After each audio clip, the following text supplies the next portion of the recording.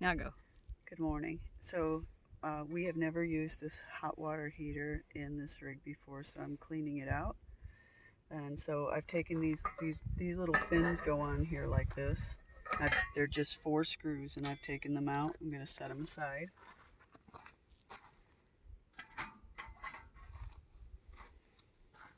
And this down here is called an anode rod, and this mechanism takes that out.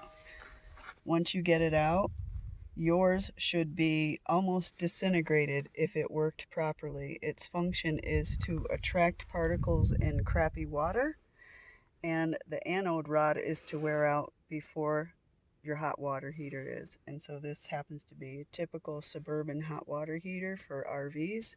So I replaced that, and it's a balance. So because the anode rod is very long, it's about 8 inches long, and it is heavy at the other end.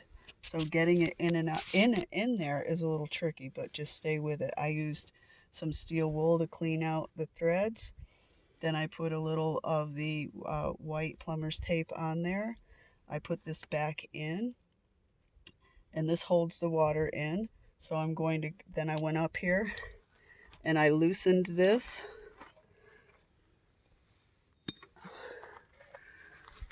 I loosened this. This was like this. This is a relief valve. I loosened this. I'm going to take it all the way out. You see it has tape on it.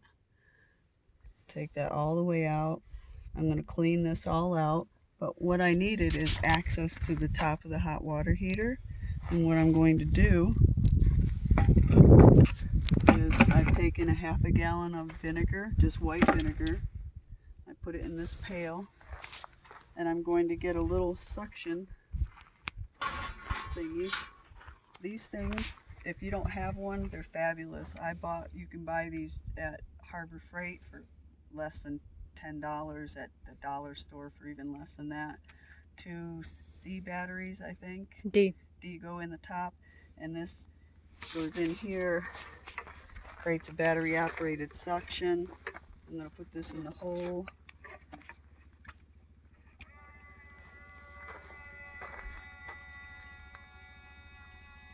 And if you know anything about vinegar, it's a great cleaning solution. And so this eats a lot of stuff, but it's actually non-toxic.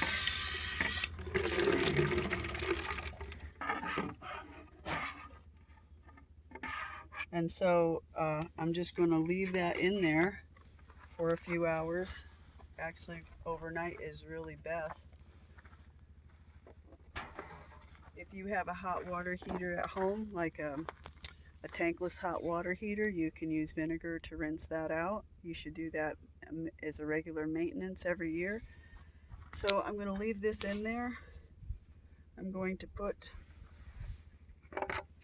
this back in there temporarily so I know where it is.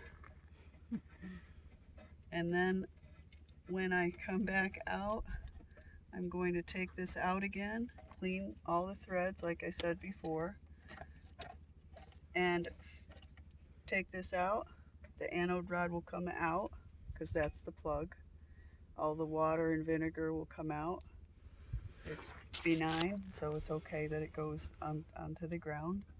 And I'm going to put that anode back in with new tape.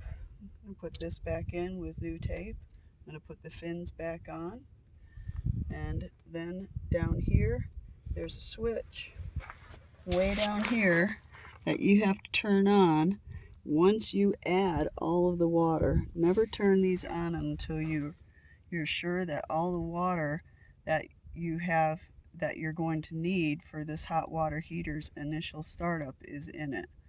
So you'll want to put all the water in it and run a cold water faucet to make sure all the water is in it and everything is purged, and then you'll want to turn it on and begin using it.